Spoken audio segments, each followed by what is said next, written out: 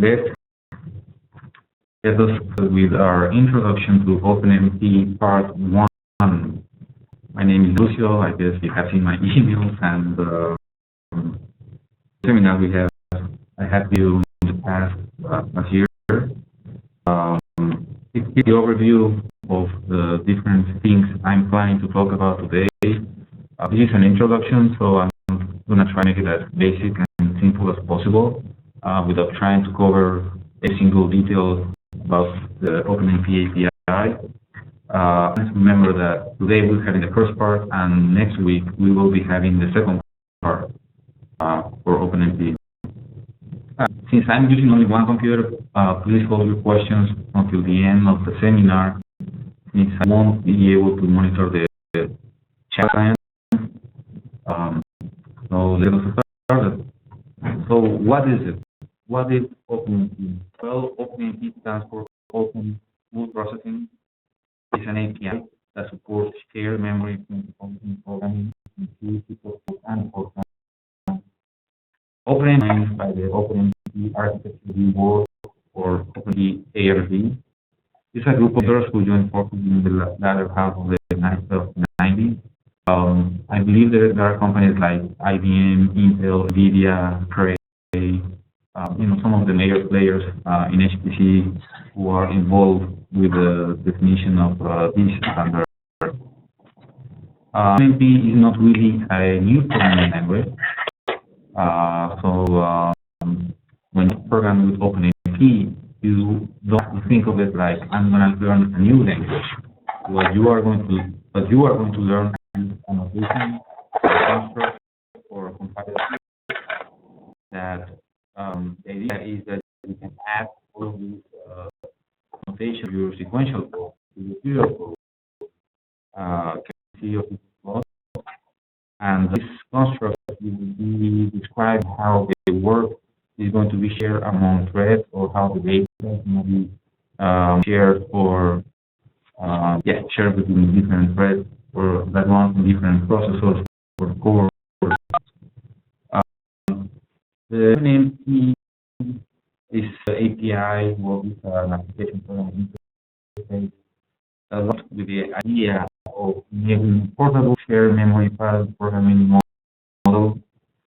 An OpenMP directive or construct is an option in a cell format that is only understood by OpenMP hardware compiler. That you want to develop with OpenMP, you need to have a compiler that knows how to understand the OpenMP directive. Most of us have access to the GNU compilers, and since I think GNU 4.2,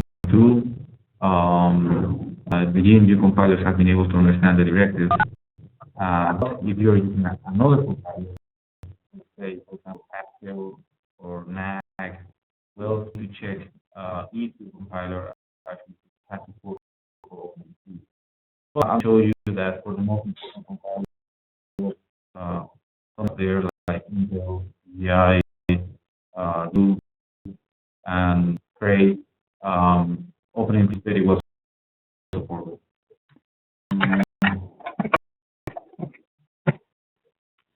This is a diagram that shows you the history of OpenMP. So OpenMP was born in October 1987.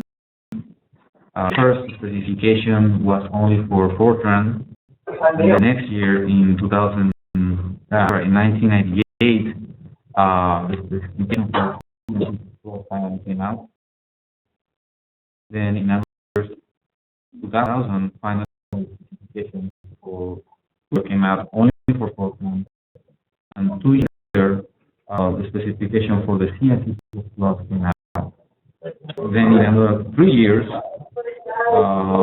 2005, the 2.5 specification was released, and then in another 3 years, version 3.0 came out, and then 2011. Actually in 2008, finally the specification for both Fortran C and C++ now all together. Yeah, that's probably mine. Separately anymore, but it was 2005.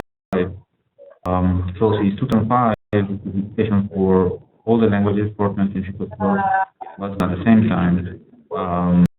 And well, for, for most of us and most of the examples that we are going to be doing are with OpenMP 3.1.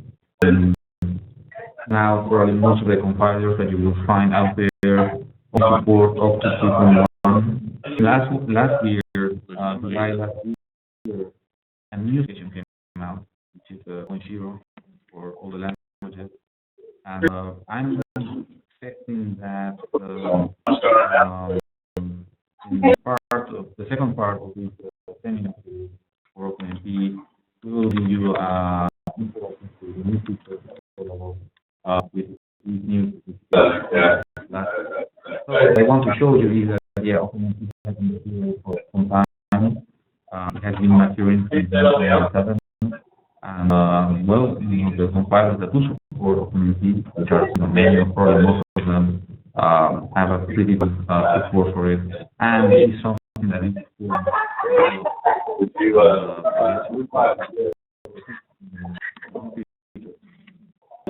what are the goals with OpenMP? Well, OpenMP was designed to be a portable, scalable model that gives programmers a simple and flexible interface for developing parallel applications.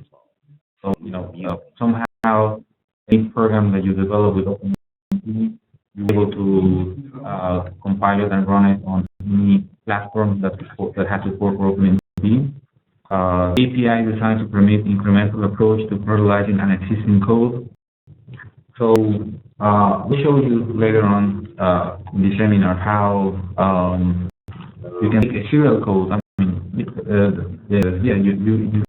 I guess most of the time with OpenMP, you are going to start with a serial code.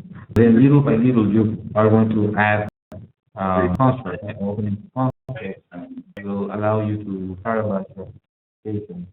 This will be more clear in the long example for computing the number of times they have for the seminar. So, okay, the effect of OpenMP parallelization is frequently localized. It means that you don't have to rewrite all the code. You just have to add certain lines of code in very specific sections that will magically take care of all the details. Some people say that it is possible to write a code or insert MP construct, so the original sequential version. This is still, that said, if you write a program that has OpenMP and you don't have the compiler that supports OpenMP, well, you should be able to compile the program and it should still run. In sequential serial mode, it should still run.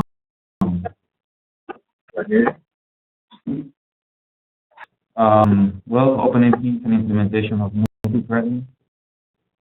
The idea behind multi-threading is that there will be a master thread, then that master thread will fork a specific number of slave threads and then divide the workload among them.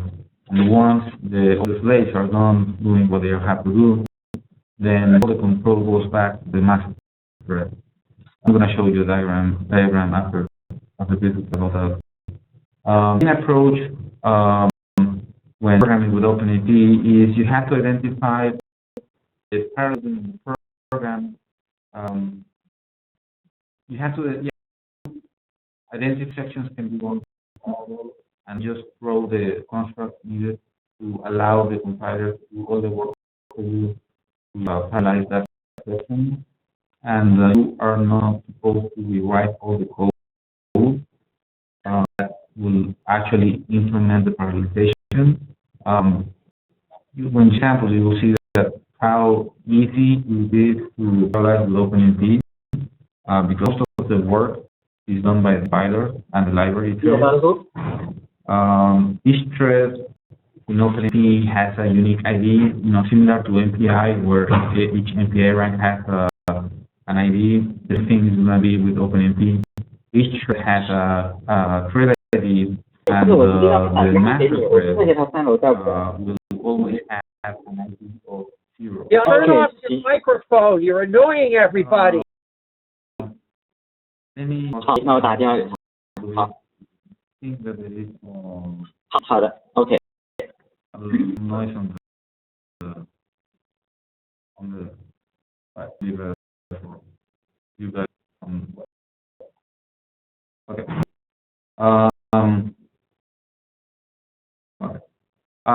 So it's a diagram of the foregoing model that OpenMP implements.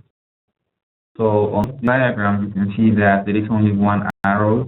So when you do the program, an OpenMP program, well, the program just starts as a single thread, as the master thread, and everything is totally and completely sequential. And then the thread, well, in this case, I'm going to imply the thread that executes this code is referred to as the initial thread or the master thread. There's only one thread. And then when the program reaches the section of code that has been parallelized via an OpenMP construct, I'll show you directly later on so what I'm doing. The master program or the initial thread is going to fork a set of different threads. The program has reached this section where it has multiple threads. All these are called, they are in a parallel region, and they all independently and in parallel, and then all these threads have finished their workload. They will all join again back into the master thread. So the execution of them will be SQL or serial. So you need to keep in mind that with OpenMP, again, you have one thread, the master thread. That thread is going to fork a series of dates. They do all the work, and once they are done, they terminate and join into the master thread. This is another diagram to show you how the API, the OpenMP API looks like. So, I see it, the OpenMP API has three, we can divide it in three different sections. So, of course, and the most important one for us will be the language extension, which can be called compiler directive, what we call construct, OpenMP construct. No, they're the same. The same thing. Also, you will have a bunch of user-level runtime routines. In order to support this on C and C++, there is a header file called omp.h that you have to include at the beginning of your program. This is for C and C++. For Fortran, you don't have to do that. And then a section for environment variables that will help you or allow you to tune the execution of your program at runtime. Here is another diagram that gives you an overview on the different OpenMP core elements available. There are some, OpenMP core elements or constructs or directives. It doesn't matter which core you want to use. So there are some constructs for parallel control structure, like in this, looking from the left to the right.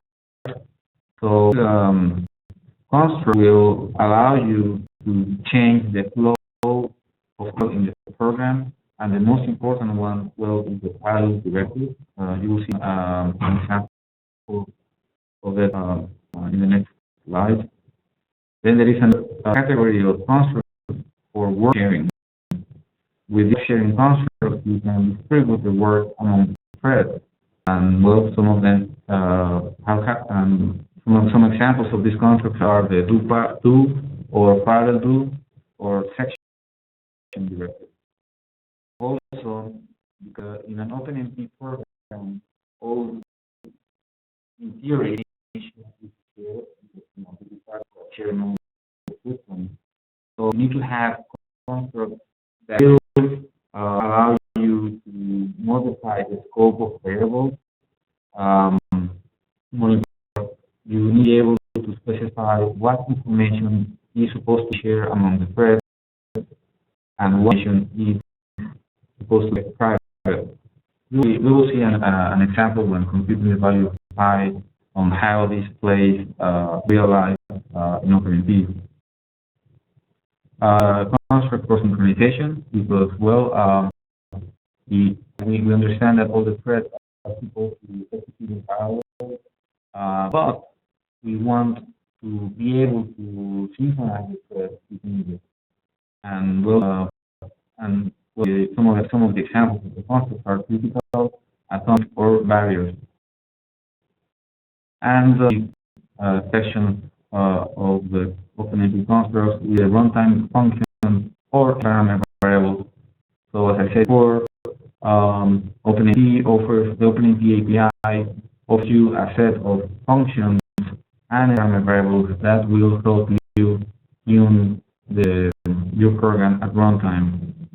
In this case, we can see the functions and environment variables that allow you to set the number of threads that you're permanently using.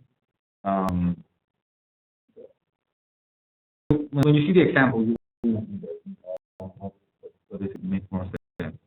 It's not that difficult and complicated. I'm just trying to give you a very generic overview of how things are. What an OpenMP directive construct looks like? Well, on the top of this slide, you can see the syntax for C and C++. So for those of you who know C or C++, there is a pound at the beginning of the line. That means that the directive is like a comment. So as far as the compiler is concerned, the OpenMP directives are just comments. So for a compiler that doesn't understand OpenMP, the compiler will just ignore the directive. And even if a compiler does understand OpenMP, well, you need to tell the compiler to be aware that the program that you are about to compile has OpenMP directives. That way, when the compiler passes the program, it will ensure that the comments are not just forgotten, but it will try to parse and see if there is anything meaningful like OpenMP directives. So, how do they look like for C++? Well, the pound sign, and then the very first word pragma and OMP. Base OMP has a resident and then some parameters. We'll see some examples. What this really looks like when we go to the example. For those who short-term, again, there are three different ways on how you can declare OpenMP directive in your Fortran. So for Fortran 77, you use either the exclamation sign, the C, or the asterisk, as long as they appear on the first character of the line. But if you see like for 90 or later, you will only be able. Oh, I'm sorry. Well, for pure format, you can only use the exclamation sign of the directive important. So the most important construct in OpenMP is the parallel construct. So will surround a section of code that is going to be executed in parallel, or the going to try to execute in parallel. In C, well, just declare pragma OMP parallel, and then identify the section of code that is supposed to be parallel by to run the code bracket. If you're doing well, you do an OMP parallel to begin the section, and then an OMP end parallel to end the parallel section. And of course, you can add some more options.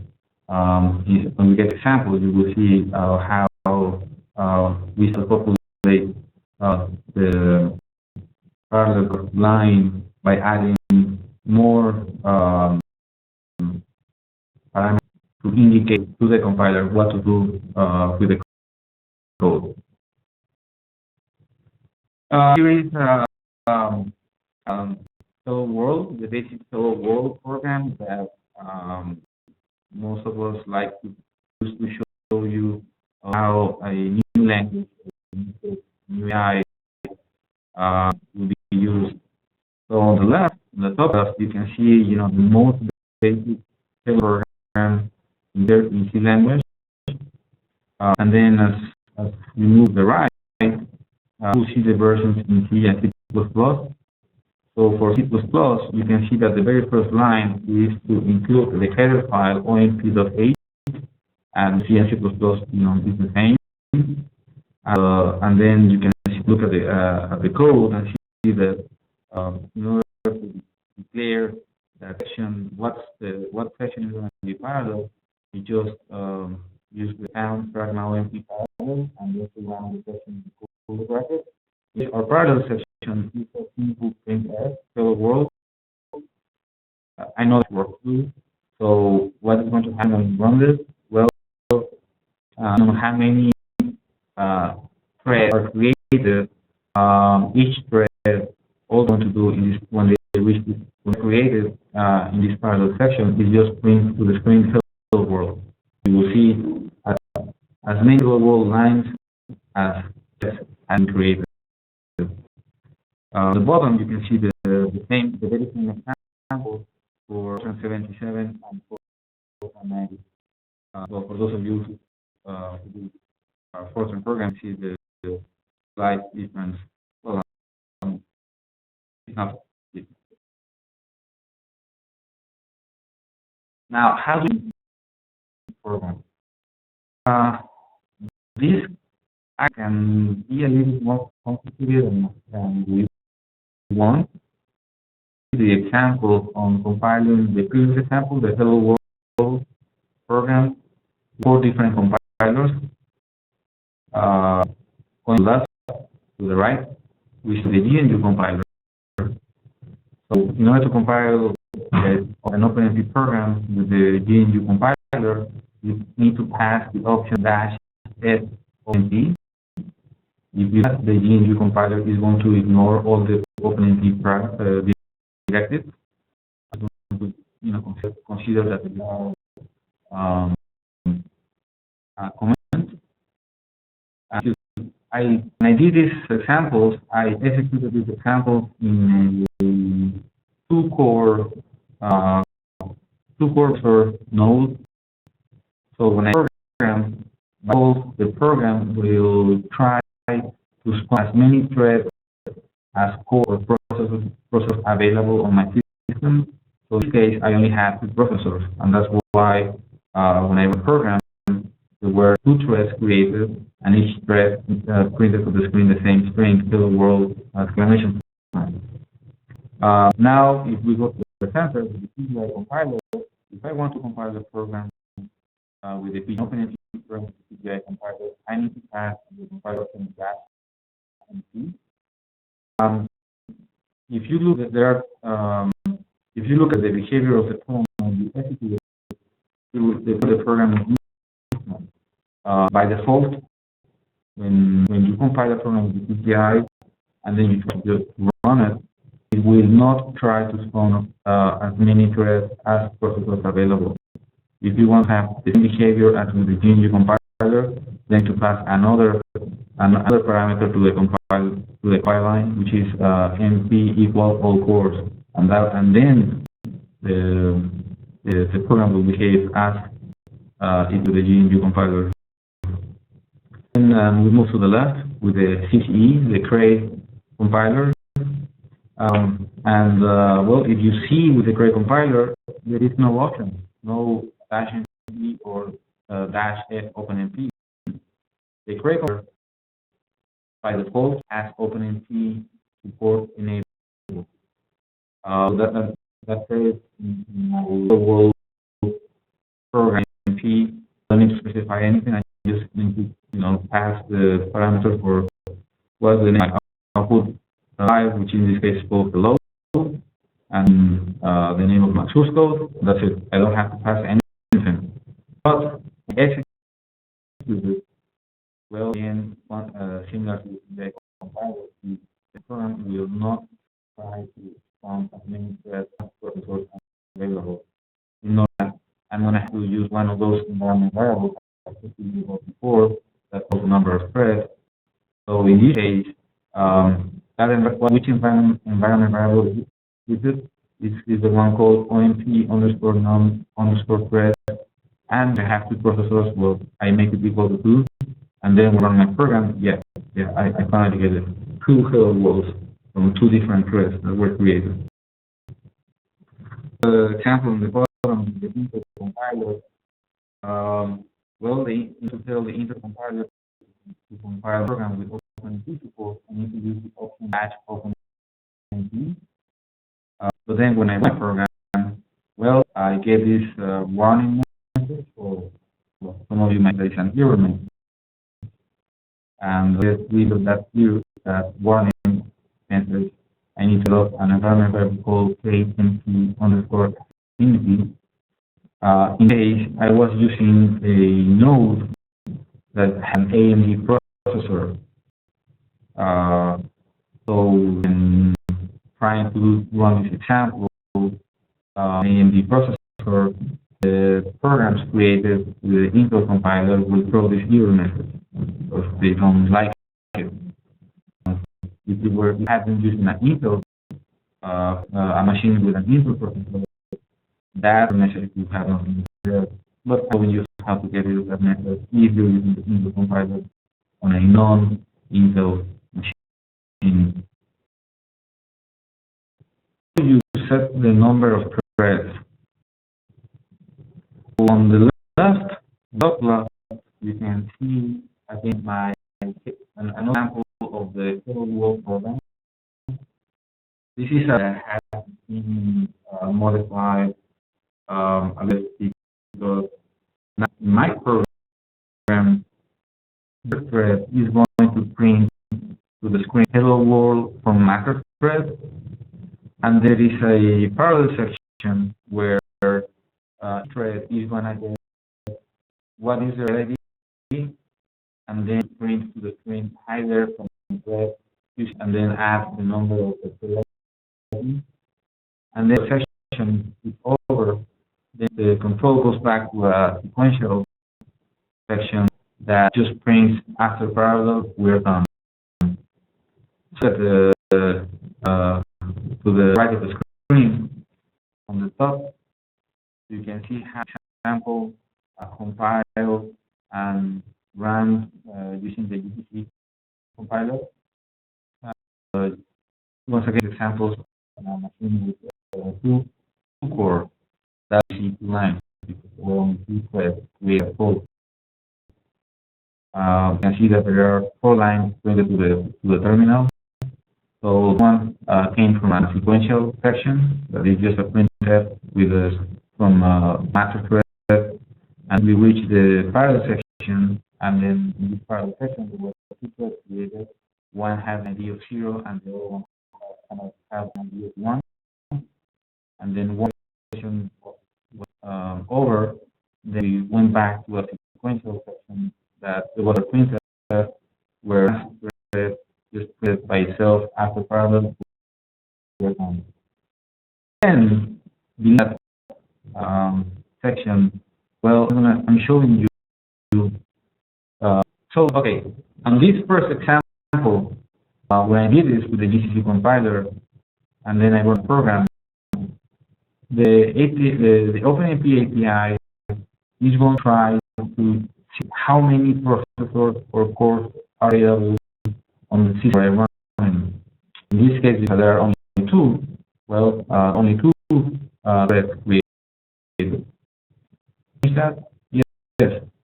How can that? Well, one example is by adding and setting an environment variable called OM underscore num underscore thread, and then making the variable equal to whatever number of threads we want to. So as you can see in the middle of the slide, that when I set this environment variable to 4, and then I run my program, Then there are 6 lines printed to the screen, and somehow there were 4 threads created with IDs from 0, 1, 2, and 3.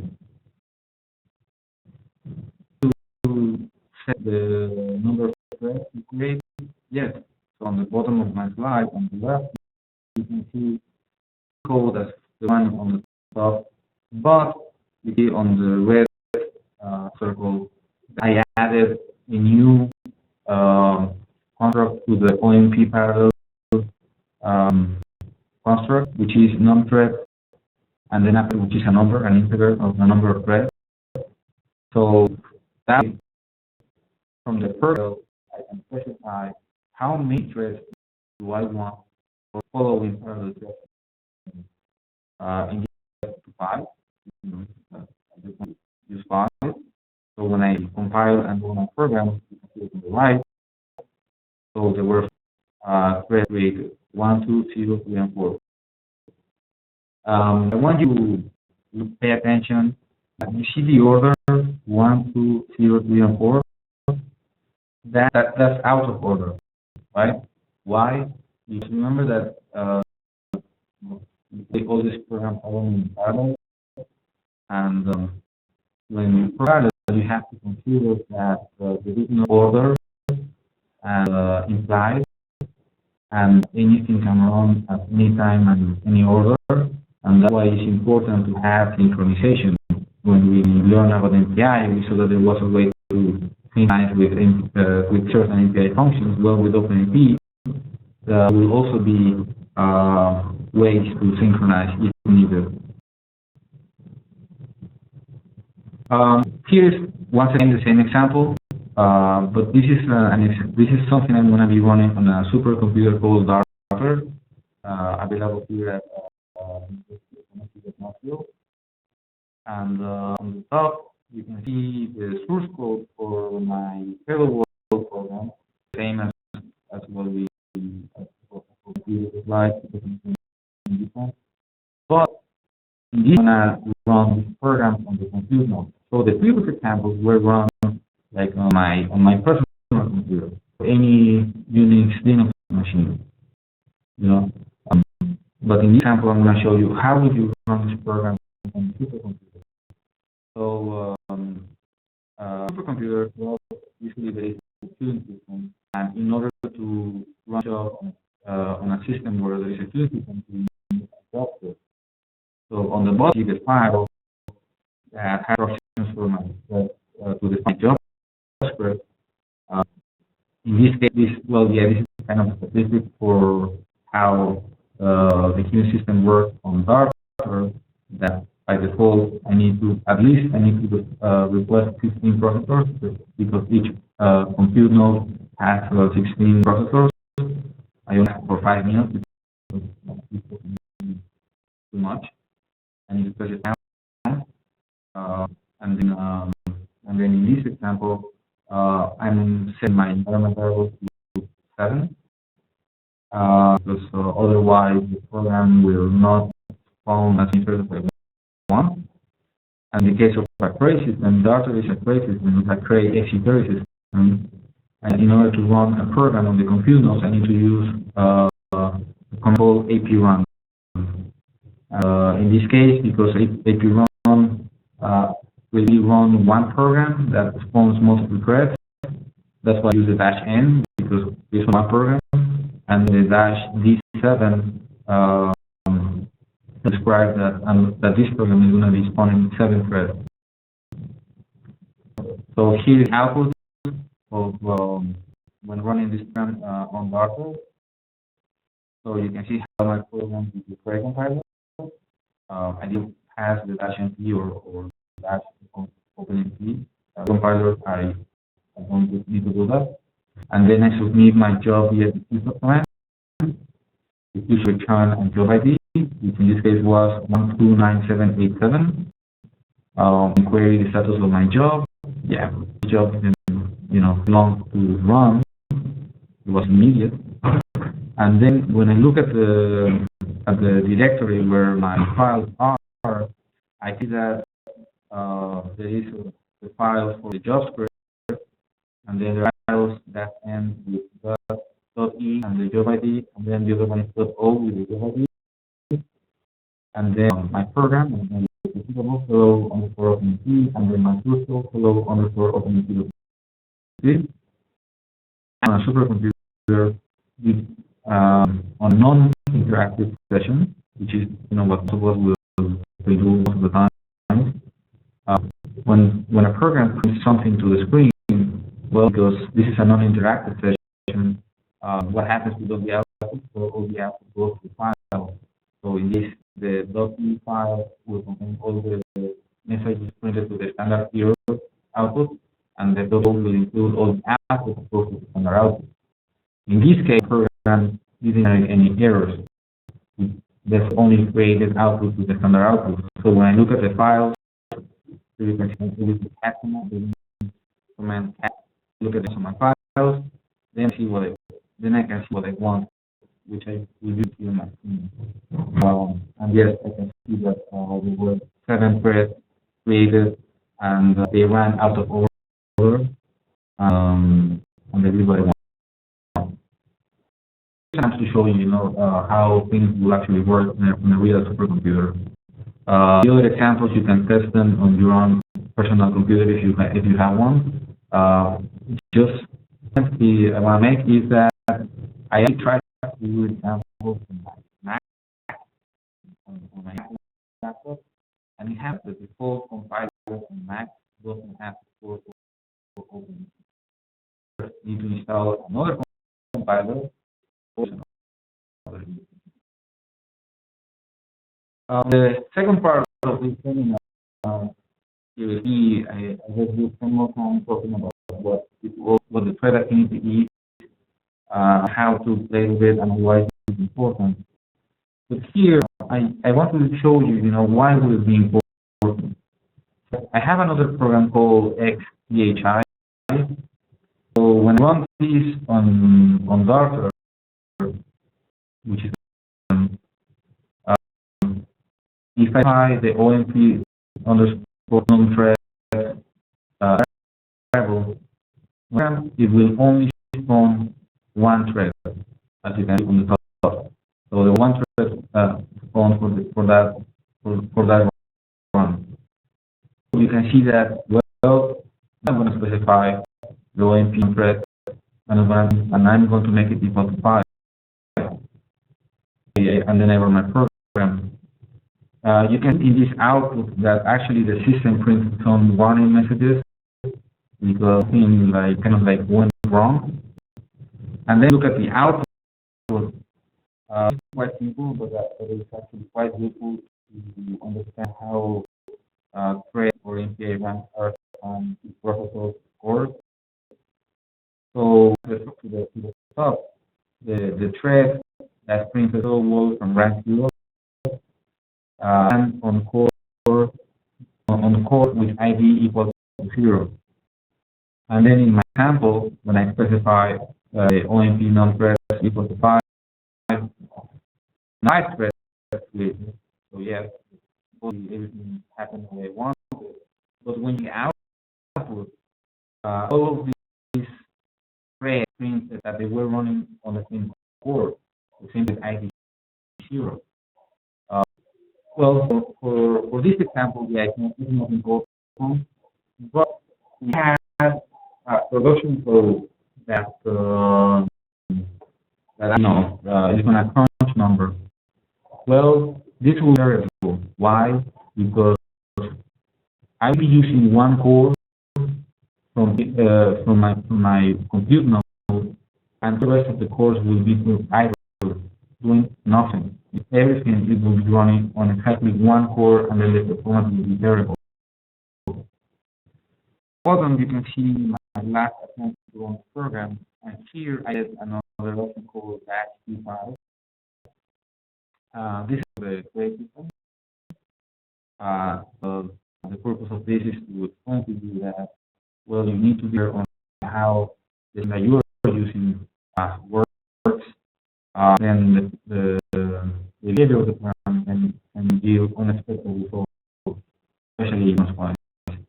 So in this, there's parameter called -d5, specific for run command, specific for the trace system, that if I specify this option along the OMP num thread, I have again 5 threads, but then when the output, I can see that this thread is reported as one on a different thread. So that again is an example to show you that it's important, especially for functional performance. Now let's look at a better example to understand how it works. So I'll be using a small code to the value of pi, number pi. So one way to compute, mathematically speaking, one way to compute the value of pi is by computing the integral from 0 to 1 for equation 4 divided by 1 plus x squared. So if I solve this mathematically, I will have to conclude that yes, that integral is equal to pi. Now I can going to the beginning of calculus, that the integral is the same as the area under the curve. So see here, a plot of the function 4 divided by 1 plus x squared. So in this case, in order to compute the value of pi, well, one way to do it is by trying to compute the area under the curve from 0 to 1. And one way to do it is by discretizing this area into rectangles. The width of the rectangle can be a delta. In this case, I'm going to make my delta equal to 1 divided by n. N is going to be my number of threads over number of processors.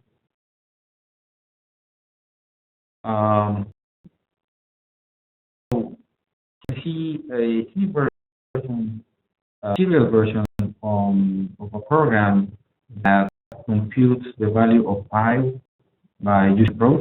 It's actually quite simple. I define my variables r step x. I compute the value of step by dividing 1 by the number of little rectangles I'm going to be using to approach the value of the area under the curve.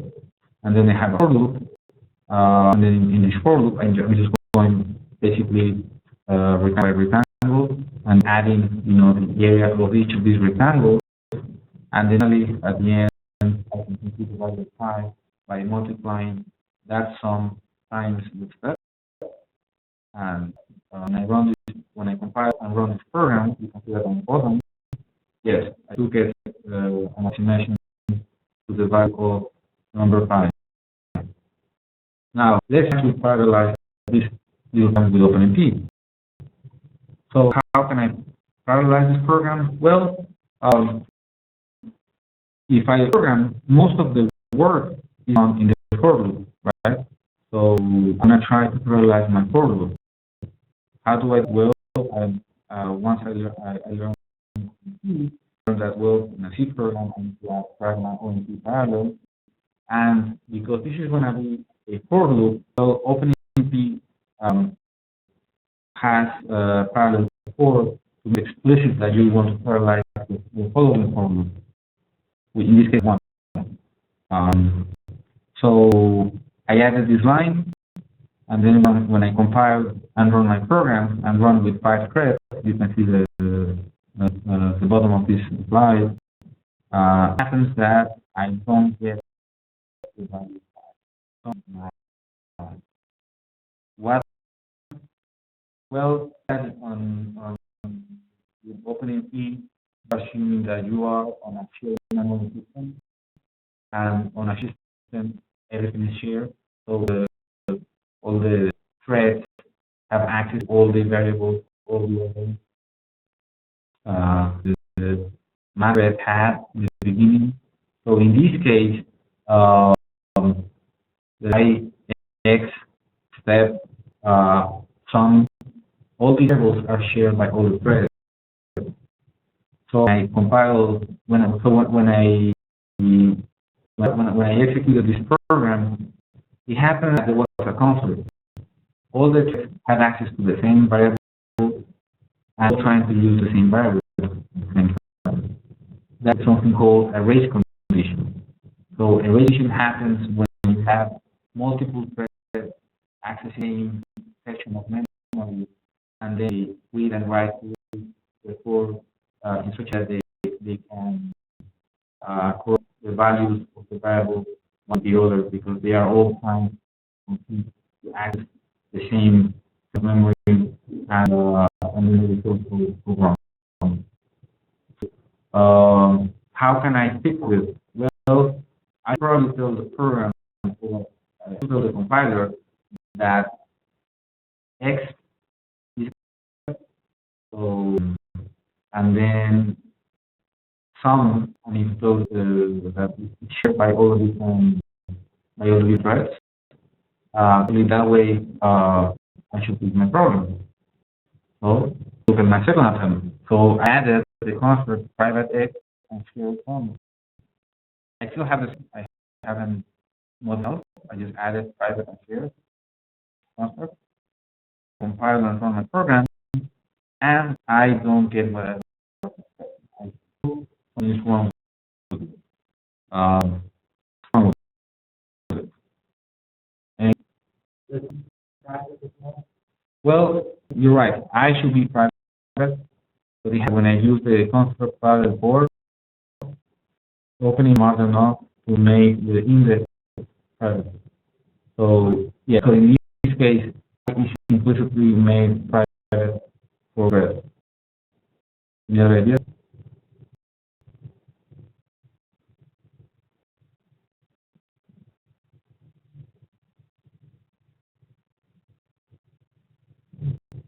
Well, okay, so I is made private by default. I mean, the OpenMP will take care of that. Making it, I'm telling the compiler, hey, remember that X is only private by the thread, so each thread has their own copy of that, right? Fine. And then also the compiler sum is going to be shared by all the threads. Because I want to save the results that each of the threads do on my variable sum. But remember about the race condition? All the are right into the same sum. So time one of the threads computes a new value, this will write whatever is in sum.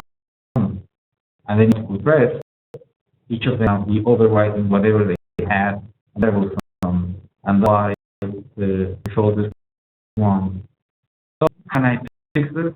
Well, OpenMP offers concepts on how to identify which sections of the code are for case to be done by one process at a time or work at a time. So in this case, I'm going to be using an OpenMP construct called pragma-OMP critical to declare that the line where I update the variable sum is going to be a critical section, which means there will be only one thread at a time accessing this variable. So when I compile and run my program, now you can see that yes, I get what I wanted. I is equal to 3.141590. So now, do you see the problem?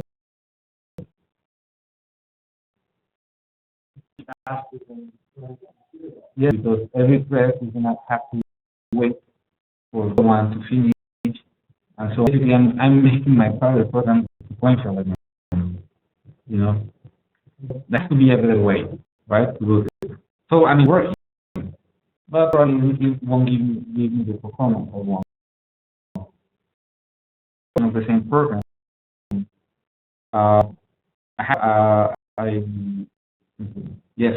I rid of the pragma-OMP critical. I mean that is useless. It's just that in this case it's not the best approach for my program. And remember that I had this operation reduction. Well, you also have the same functionality to do reduction. when doing work. So in this case, I know that all my threads are taking the variable called sum, and they're all basically adding, what they have, adding to this variable. So by passing the construct reduction, in this case it's going to be addition, and then of my variable, which is sum. When I compile and run my program, voila, everything's working fine. So if you look at the code, I didn't change much in order to make this program parallel. I just used one line for the pragma OpenMP parallel, and specify that my variable x is private, and then specify that the variable sum is going to be used for a reduction by doing addition. And then the compiler will take care of all the details on how to make this happen.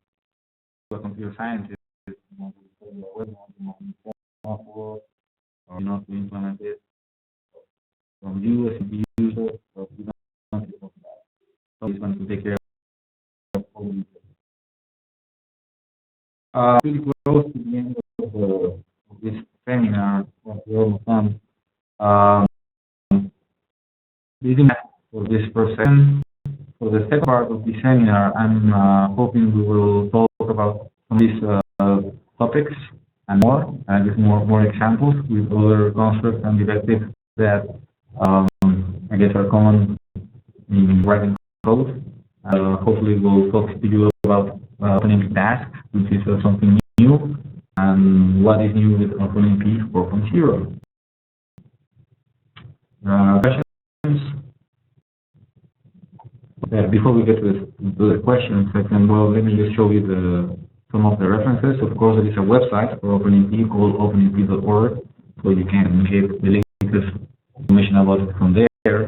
And here I'm showing you 3 books that I recommend if you want to learn about OpenMP. All right. So let me on the recorder. We can move on to the question.